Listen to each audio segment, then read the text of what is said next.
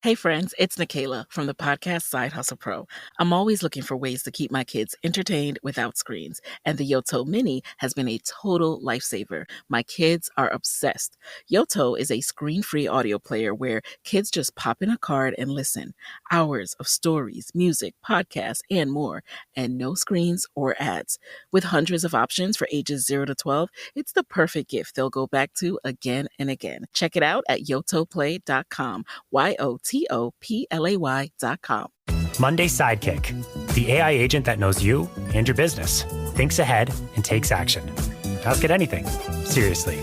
Monday Sidekick, AI you'll love to use. Start a free trial today on monday.com. This episode is brought to you by Progressive Insurance. Do you ever think about switching insurance companies to see if you could save some cash? Progressive makes it easy to see if you could save when you bundle your home and auto policies. Try it at Progressive.com. Progressive Casualty Insurance Company and Affiliates. Potential savings will vary, not available in all states. Hey friends, it's Nikayla from the podcast Side Hustle Pro. I'm always looking for ways to keep my kids entertained without screens, and the Yoto Mini has been a total lifesaver. My kids are obsessed. Yoto is a screen-free audio player where kids just pop in a card and listen. Hours of stories, music, podcasts, and more, and no screens or ads. With hundreds of options for ages 0 to 12, it's the perfect gift they'll go back to again and again. Check it out at yotoplay.com. YOTOPLAY.com. Monday Sidekick, the AI agent that knows you and your business, thinks ahead and takes action. Ask it anything. Seriously. Monday Sidekick, AI you'll love to use. Start a free trial today on monday.com.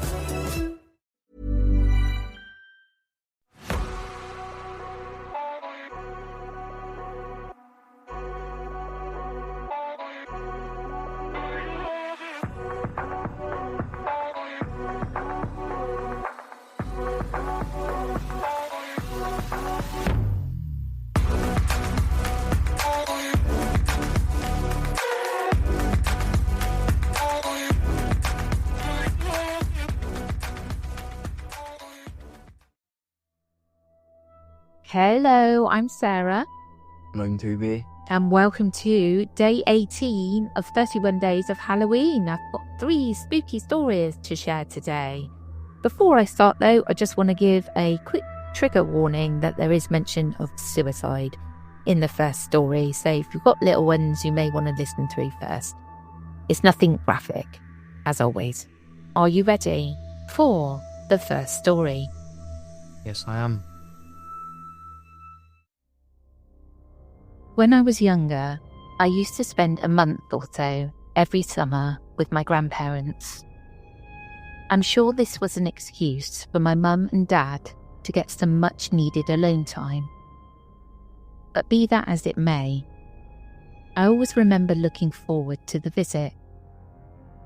I'd spend my days playing board games and watching game shows or baseball games with my grandpa, who would sometimes take me out into the woods, out behind their house, to follow game trails or try to photograph the wildlife. My grandmother spent most of her time in her garden. She'd come in as it got dark and watch lovingly as Grandpa and I played Uno or Yahtzee. Those summer visits were always very relaxing, and I enjoyed them very much. The summer that I turned 7, things changed. My grandpa sort of withdrew from me and my grandma. It didn't seem like a big deal at first. He'd do little things, like go to sleep without saying goodnight to us, or forgetting that the Cubs were playing that afternoon. Small things that don't feel like they're that off, you know? After about a week, those small things became a bit bigger. I remember hearing him cry at night a lot. He'd often wake up much later than he used to. And he often wore the same clothes for 3 or 4 days in a row. I was a little concerned, but at the age of 7, I had very little understanding of emotions, much less enough empathy developed to ask him about it. so I didn't really learn much more about what was going on with him. My grandmother often appeared concerned, but also didn't say anything. She'd just sit beside me on the couch, wordlessly place her hand on mine and smile softly. Just letting me know that everything was okay, I suppose. She'd always been good at that. The third week into my visit, I awoke one night to strange noises. I slowly crept out of my room and saw my grandpa standing in the hall, staring at pictures of him and Grandma. He had a bottle in one hand, which I can now identify as whiskey, that he was taking large gulps from. He swayed and muttered things under his breath angrily, though I couldn't make out what he was saying. My grandmother saw this as well, and when she saw that I had awoken, she put me back to bed, kissed my forehead, smiling that apologetic smile, and left the room. The noises in the hallway stopped shortly after. I didn't see much of my grandpa that final week. He stayed in his room for most of the day, coming out mostly to get meals put together and to make sure I hadn't got myself into any trouble. I hadn't, as I was weary at this point. Even at 7, I was actually acutely aware of how strange Grandpa was acting. Grandma and I spent time reading books and doing puzzles, and while this passed the time, I couldn't help but feel worried for Grandpa. Then, as if out of nowhere, the last 2 days, my grandpa was his old self. I rejoiced as we watched a baseball game together, complete with popcorn and hot dogs that he had made. We took an extended trip out into the woods, Polaroid cameras snapping furiously as we photographed everything we could find. The last night, before my parents came to pick me up, my grandpa was as vocal as he had ever been, recalling stories of how he and Grandma had met, had my dad, and the shenanigans that he used to get up to. I had such a good time that the previous few weeks seemed to be just a simple mistake.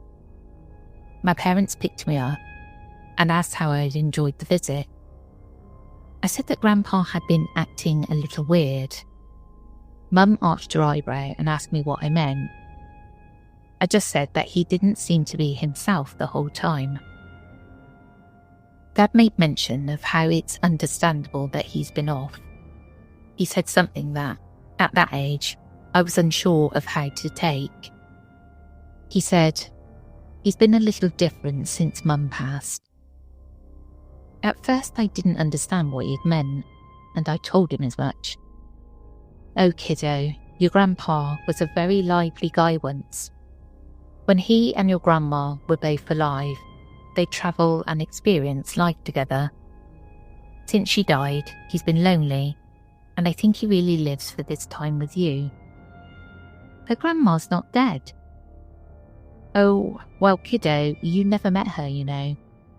She passed away a year or so before you were born. That's when hindsight hit me. Grandma. I had no idea what her voice sounded like. She never ate with us. I don't remember ever seeing her and Grandpa talking, hugging, anything. That winter, my grandpa committed suicide. Had I been older, I'd like to think I saw the signs. As it was, I was much too young to really understand depression or the associated symptoms and signs. What I do remember, though, is Grandpa's funeral. I remember crying, but not because my grandpa had died. I cried because I watched them, hand in hand, smiling at me from the coffin. I saw them both wave to me and walk out the door of the funeral home, finally together. I found this heartbreaking, this story. Yeah. And spooky, but really heartbreaking. Poor old grandpa. But I love the ending that they ended up, Grandma and Grandpa ended up walking away into the afterlife together. Yeah. Yeah, like that ending. Are you ready for the second story? Yes, I am. And this next story is written by Tyler Conlin. I've put some links in the podcast notes as Tyler is actually an author. I think I left my shower running. I'm writing this at 4:47 a.m. because I can't go back to sleep. Hell, I don't even think I'll ever sleep again. Not after what I just saw, or what I think I saw. I'm honestly not sure anymore. Let me start from the beginning, because maybe if I write this all down, it'll make sense. Yesterday was one of those days that just beats the heck out of you. Double shift at the warehouse, my supervisor breathing down my neck about quotas, and my back screaming from lifting boxes for 12 hours straight. All I wanted when I got home was a hot shower and my bed. I turned the water on and sat on the edge of my mattress while it heated up. Just for a second, I told myself, just until the steam starts fogging the mirror. The next thing I knew, I was waking up to the sound of running water. My apartment was thick with humidity, and I could hear the shower still going full blast. Great. I'd fallen asleep and wasted God knows how much hot water. My landlord was going to love the utility bill. That's when I tried to get up and realised I couldn't move. Sleep paralysis. I'd had it a few times before, usually when I was stressed or exhausted. Your mind wakes up, but your body stays locked in sleep. It's terrifying, but I knew it would pass. I just had to wait it out. But then I heard something that made my blood freeze. Footsteps in my bathroom. Heavy, wet footsteps slapping against the tile. A voice echoed from behind the shower curtain, distorted by the water and steam. I can't get clean. The footsteps stopped. Then, suddenly, the shower curtain was ripped aside and someone stumbled out of my bathroom. I wanted to scream, but my paralysis held me prisoner. All I could do was watch as this thing stood dripping in my doorway. It looked like a man, but wrong. His skin was grey and slimy, covered in what looked like pond scum. Dark patches of mould spread across his arms and chest like bruises. Water poured off him in sheets, pooling at his feet. "I can't get clean," he screamed, his voice raw and desperate. He stumbled back into the bathroom, and I heard him climb back into the shower. The water changed pitch as the body moved under the stream. This happened again and again. Each time he emerged, he looked worse. The scum grew thicker, barnacles began sprouting from his shoulders and neck like grotesque jewellery. His skin took on a greenish tint, and something that looked suspiciously like seaweed hung from his hair. "I can't get clean," he'd mutter, quieter now, defeated. Then louder, "I can't get clean." I lost count of how many times he repeated this ritual. My paralysis held me captive as this nightmare played out in my bathroom. The humidity in my apartment became suffocating. The sound of running water mixed with his desperate sobs until I thought I might go insane. Then everything went black. When I came to, he was standing over my bed. His face was inches from mine, if you could call it a face. Barnacles had claimed his left cheek. Something green and slimy dripped from his mouth onto my pillow. His eyes, bloodshot and wild, stared directly into mine. "I can't get clean," he shrieked. The shock broke my paralysis. I jolted awake, gasping and shaking. My room was dark and quiet. No mouldy man, just me, soaked in sweat, heart pounding against my ribs. Sleep paralysis. It had to be. The most vivid, terrifying episode I'd ever experienced, but just a hallucination brought on by stress and exhaustion. I laughed shakily, running my hands through my damp hair. That's when I noticed my apartment was still humid. I looked toward my bathroom and my veins ran cold. There, leading from my bedroom to the bathroom, was a trail of wet footprints. And from behind my closed bathroom door, I could hear the unmistakable sound of running water. I'm sitting in my car now, parked outside a 24-hour diner, writing this on my phone. I grabbed my keys and ran. I couldn't bring myself to open that bathroom door. I don't know what to do. I can't go back there. I can't go back there. But I also can't afford to find a new place. And who would believe this story anyway? Has anyone else experienced something like this? I keep telling myself it was just a nightmare. But those footprints, they were real. I don't think I'm ever going home. But my rear view mirror is starting to fog up. Now this is something that I've never heard of. A man in the shower with barnacles. I wonder if it's somebody like a drowned victim, and he's like manifesting through the water. Maybe he was murdered and sort of dumped in the water. Or is it some kind of demonic force manifesting as a drowned man with barnacles? Either way, it's true. It is a mystery and something I've never heard of before, but I liked it. Are you ready for the third story? Yes, I am. Blurry-faced boy that I've seen twice. Any ideas what it could be? I was maybe 11 years old. It was summer, so my brother, he was about 13, and I were home alone. It was approaching mid-morning, and I was still asleep when something suddenly woke me up. I raised my head and saw a boy that looked just like my brother. Short dark hair, red shirt, clearly a young boy, standing in my doorframe. As soon as I spotted him, he darted away. His face was blurry, but I have bad eyesight, and obviously didn't have my glasses on, because I had just literally woken up.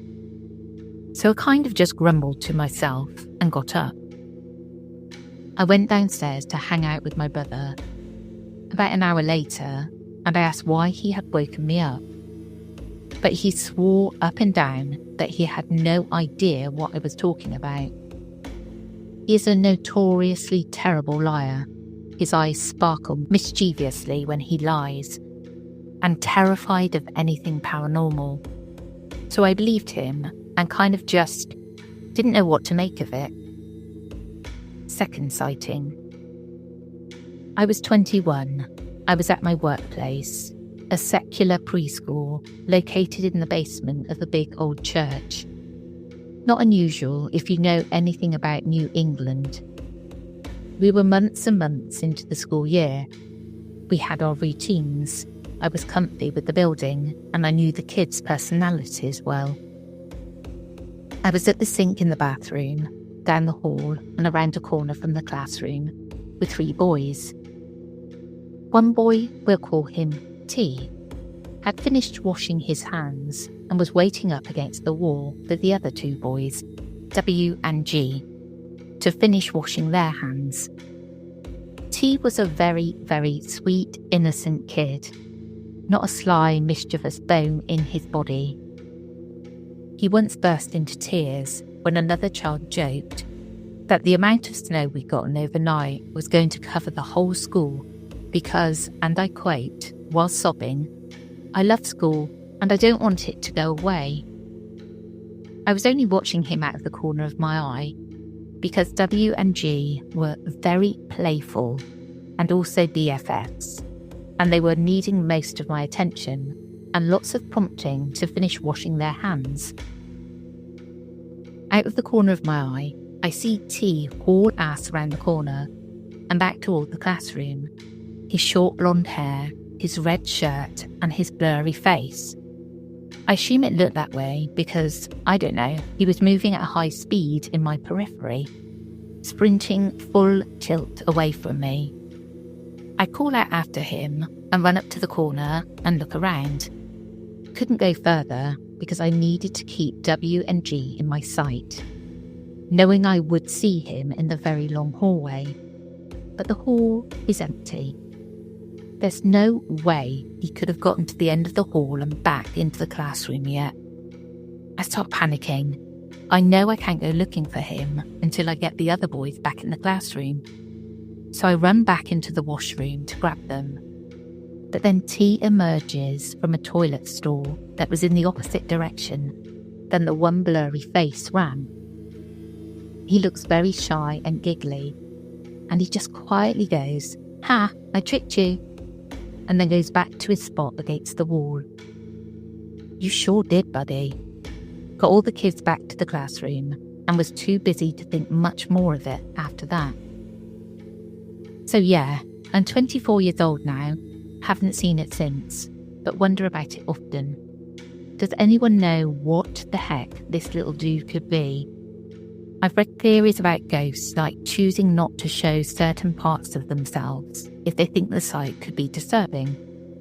There's also those Japanese no-face ghosts. I don't know.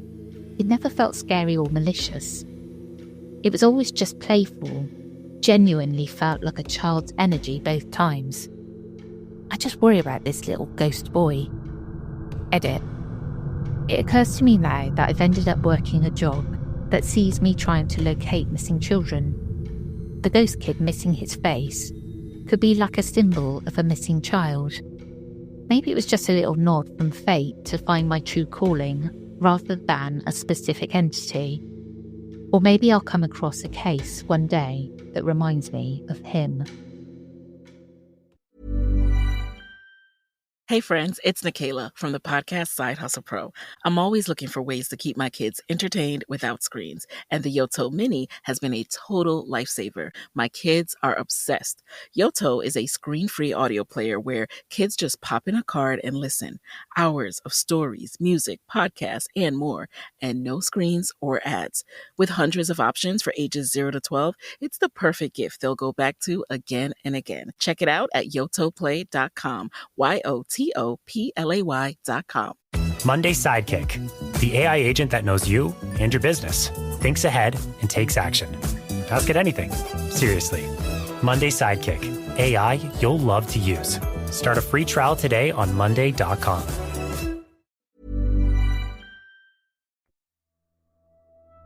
This one was spooky. I kept thinking about, it's got nothing to do with this film, but there's an old film that you've probably never seen, but it's really spooky, and it's called Don't Look Now. And this creature runs about, and he keeps seeing this creature running about in Venice. And the end, because I watched it when I was a teenager, terrified me. Absolutely terrified me. When this thing, whatever it was he was chasing around, he thought it was his daughter, pretty sure. It turns around and wow, that made my heart go.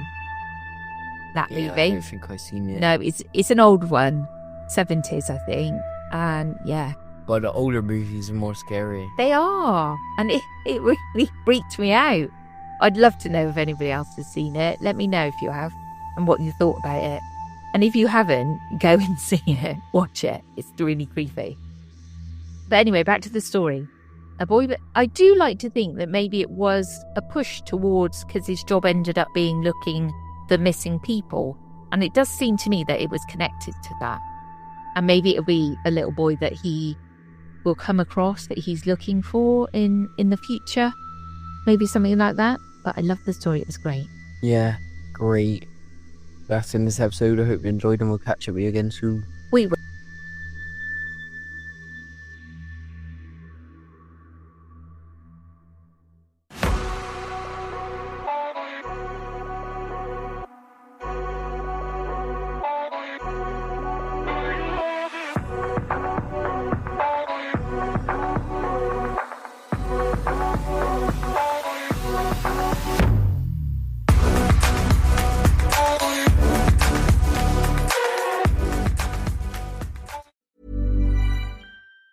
Hey friends, it's Nikayla from the podcast Side Hustle Pro. I'm always looking for ways to keep my kids entertained without screens, and the Yoto Mini has been a total lifesaver. My kids are obsessed. Yoto is a screen-free audio player where kids just pop in a card and listen. Hours of stories, music, podcasts, and more, and no screens or ads. With hundreds of options for ages 0 to 12, it's the perfect gift they'll go back to again and again. Check it out at yotoplay.com. YOTOPLAY.com. This episode is brought to you by Progressive Insurance. Do you ever think about switching insurance companies to see if you could save some cash? Progressive makes it easy to see if you could save when you bundle your home and auto policies. Try it at progressive.com. Progressive Casualty Insurance Company and Affiliates. Potential savings will vary, not available in all states.